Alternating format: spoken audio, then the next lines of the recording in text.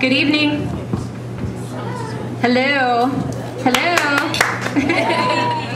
Good evening and welcome to another Monday Night Live at Cafe Gratitude. My name is Shea, and my partner Steven and I have an office in Santa Rosa where we do colon hydrotherapy and some other detoxification modalities like foot baths and infrared sauna and massage, and I also do food allergy and sensitivity testing.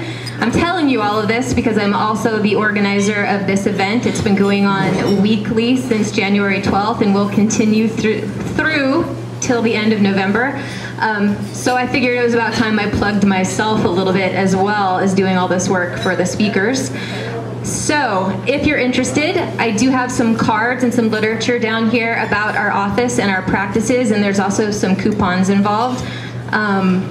Let's see, some breaking news. I just want to remind everybody that there is no event on June 8th, so please still come to Cafe Gratitude and have dinner, but there won't be a speaker. A reminder that we're having a special additional Tuesday night live on Tuesday, August 25th. Paul Nissan will be doing a special appearance.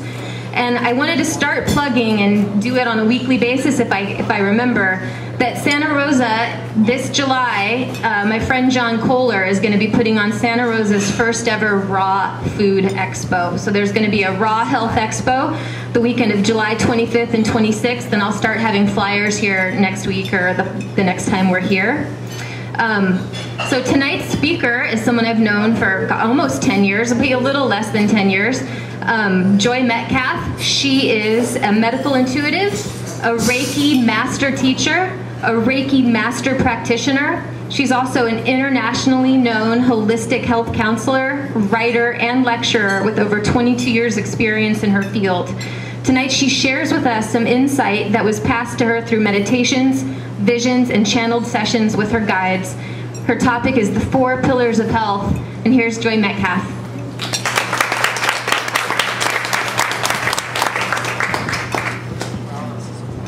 Thanks, Shay. Yeah. Well, I'm very happy to be here tonight. So, health. What exactly is it? The definition of health in Webster and Wikipedia is the complete state on a body-mind, physical and social level of well-being that's not limited to the absence of disease or infirmity. So that's a pretty good definition of health. But as a vibrational medicine master practitioner, as a medical intuitive, it doesn't really get it completely for me. Because I believe that everything is energy, and that a better definition of health would be the ability of an individual to recognize, access, maintain, and manifest beneficial energy. That the greater quantity one is able to do that dictates the greater level of health and well-being that they experience in their bodies and in their lives. Now, luckily for me, it makes me very happy to say that quantum physics and different modalities of spirituality and religions agree with me. Albert Einstein's unified field theory states that beneath a seemingly limited, chaotic, and ever-changing reality consciousness lies a never-ending, never-changing energy consciousness from which all life arises. And Aldous Huxley wrote a book in 1945, and for those of you who don't know who he is, I know you do, Stephen, he went to the school that Aldous Huxley put together in Southern California. But Aldous Huxley was a very well-known intellectual and writer in the last century, and he wrote a book called The Perennial Philosophy. And this was an exhaustive study on all the known religions from the beginning of time and spiritual schools of thought. And in the study, he was looking for areas where there was commonality. Where did they agree? And he came up with 3 precepts. And the first precept is, beneath a seemingly chaotic, limited, and ever-changing reality lies a never-ending, never-changing energy consciousness from which all life arises.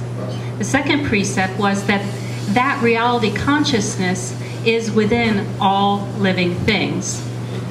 And the third precept was that the purpose of life is to remember this, to access that energy, and to manifest it out into the world. So with that in mind, it would therefore follow that health is the ability to connect to this reality consciousness, to have it within you, and to be able to manifest it out into the world. Now, about 20 odd years ago, I was given the information about these 4 pillars of health, that they were actually a structure that allowed individuals to gain a greater level of consciousness, which would let them tap into this unified field of energy consciousness. And the first pillar that I'd like to talk about tonight is proper rest. And what I mean by proper is that which is right for you. You know, we're all individual and unique souls. We all have different levels of consciousness and different tools and lessons that we need to learn in each lifetime. And so it's very important that we have the consciousness to know what creates health, energy, vitality, and well-being on a personal level. You know, the Buddha says in the Dhammapada, which is his book of collected teachings and sayings, that it is better to live one's own life imperfectly than to live somebody else's life perfectly. And so it's very important to find out what creates health and well-being for you. And so with proper rest, what that means, obviously, is the ability to rest and replenish. If we are active in life, you know, because we have live in a cause and effect reality, it's important to be able then to replenish the energy that we've expended in activity. It's kind of like a no-brainer, right? But you'd be surprised how many people come to me in my private practice who have kind of skipped over this precept. And a lot of that, I think, is cultural. You know, we kind of have grown up in the Nike ad of just do it. If you're tired, have an energy drink. You know, just push through, right? And so the art of replenishment, the art of resting and rebuilding has kind of been lost. And if you don't rest effectively on a beneficial, you know, effective level, what happens after a while is you get a condition that in Chinese medicine is called tired but restless. And when you've reached that state, what that means is that you're in a state of this underlying anxiety that permeates your life, and it prevents you from being able to rest. You know, we've all had the experience of being really tired, but you just can't let go. You start thinking about, I should be doing this, and whoa, I didn't do that, and whoa, what about this over here? And that's what happens when you're tired and restless. And for parents, you know, we've all had the experience of having a kid that's overtired, and it's not pretty, right? They throw fits, they're, you know, not pleasant to be with, and it's because what they need to do is they need to rest, and they're unable to go to that zone that lets them do that. So we want to avoid tired but restless syndrome, because after that what happens is something that, again, in Chinese medicine is called essence deficiency. When you have essence deficiency, then you're going to have some illness or dis-ease occur in your life in some way, in some capacity. I've often been shown somebody's vital life force levels, kind of like a gas gauge, that goes from empty to all the way full.